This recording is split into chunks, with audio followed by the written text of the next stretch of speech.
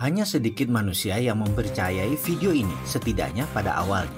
Berani bertaruh, video ini menjawab banyak pertanyaan penting dalam sejarah umat manusia dalam mencari kemakmuran. Untuk sebagian orang, jawaban tersebut akan sangat menggetarkan. Bahkan, tidak ada mirip-miripnya dengan pengetahuan yang telah ada atau yang biasa Anda dengar sebelumnya. Video ini akan mengubah pandangan dan pemahaman Anda yang selama ini Anda dapatkan tentang materi dan kemakmuran. Saat ini, banyak dari kita yang sedang mengalami krisis kemakmuran, krisis kepercayaan, dan tertekan masalah ekonomi. Namun, jika dirunut lebih dalam lagi, semua itu terjadi karena pemahaman akan materialisme yang selama ini dipegang umat manusia bertolak belakang satu dengan yang lainnya. Tapi sesungguhnya, bisakah krisis keuangan dan kesulitan ekonomi itu dihentikan? Saya tahu bahwa Anda juga tahu bahwa jawabannya adalah bisa. Yang menjadi pertanyaan adalah apakah Anda tahu apa yang sebenarnya Anda inginkan? Tontonlah video ini lebih dari sekali. Saya juga mengajak Anda menonton dari awal hingga akhir. Kemudian mengulangnya per bagian. Kemudian buatlah catatan-catatan kecil di beberapa bagian. Ujilah, kebenaran yang sejati adalah kebenaran yang teruji, bukan? Saksikan video ini dengan santai, kemudian ulangi lagi. Anggap saya ada di samping Anda sebagai sahabat yang menemani Anda dan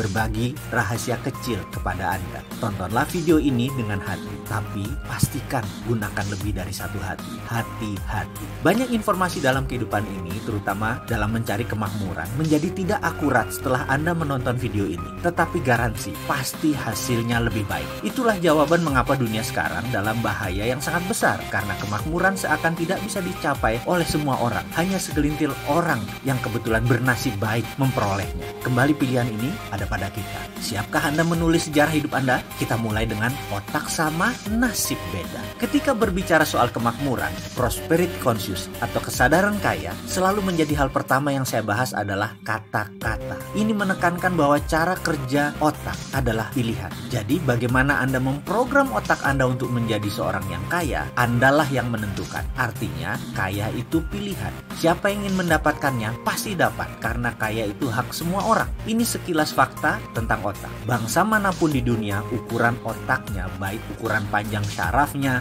jumlah pengantar kimianya dalam otak, maupun sensornya, semuanya sama. Kecepatan kemampuan berpikir yang oleh sebagian orang disebut IQ juga tidak berbeda jauh. Intinya kemampuan menyimpan datanya juga sama. Jika manusia diibaratkan komputer, anggap saja otak itu hardware dan semuanya sama. Lalu di mana bedanya? Mengapa yang satu lebih sehat dari yang lain? Mengapa yang satu mudah tertawa, yang lain selalu sengsara? Mengapa yang satu mudah mendapat jodoh, yang lain selalu sendiri? Mengapa yang satu lebih cepat mendapatkan uang, yang lain tetap saja miskin? Ada sebuah fakta, jika saya menyebutkan 375 nama orang, kemudian harta tersebut dari mereka digabungkan semua, nilainya sama dengan kekayaan 3 miliar manusia. Ya, 375 orang, kekayaan sama dengan kekayaan 3 miliar manusia. Di antaranya kita sebut Bill Gates, Donald Trump, Warren Buffett, Laxmi Mittal, Paul Allen, Mark Cuban, Jeff Bezos, Rupert Murdoch, dan saya bisa melanjutkan sampai 375 orang. Orang-orang seperti mereka ini memiliki jumlah kekayaan sama dengan 3 miliar manusia digabungkan.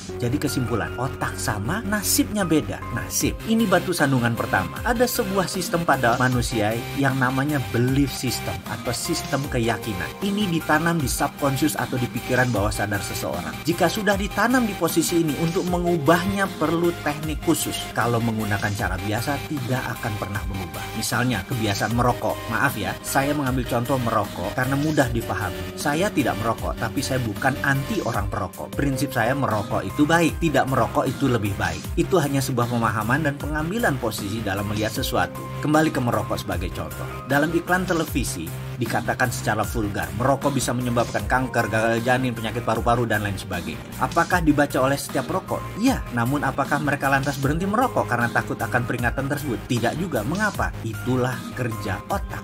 Otak conscious yang menguasai informasi pengetahuan hanya menguasai 12% dari sebuah tindakan. Subconscious, bawah sadarnya 88%. Informasi tadi hanya menempel di conscious, tidak menjadi gerak karena dalam database otak, subconscious menyatakan merokok itu nikmat. Jadi itulah yang terus dilakukan olehnya, merokok. Subconscious lah yang berkuasa, 5 kali lebih kuat dari kekuasaannya conscious. Sekarang kita kembali ke prosperity conscious atau kesadaran kemakmuran atau IQ IQ kaya atau tulang kaya atau balung sugih, apapun itu, bagi Mind Master atau sang pemilik otak ini semacam software. Jadi 375 orang kaya memiliki software ini, sedangkan 3 miliar manusia belum memiliki software ini. Bisa menerima? Masih berat? Masih bertanya di mana itu nasib? Ya, ini pertanyaan kecil dari kelompok besar. Ini pertanyaan saya pula. Saya mengalami jalan kehidupan yang turun naik seperti gelombang laut selagi badai. Saya pernah memiliki materi berlimpah, tapi 3 tahun kemudian tinggal di rumah kontrakan dan masih menanggung hutang yang besar lagi. Kemudian kembali berlimpah materi, kemudian kembali terpuruk, kembali lagi naik ke atas, lalu berbalik begitu sampai di puncak. Saya sudah mengalami beragam kisah untuk bisa menjadi diri saya sekarang.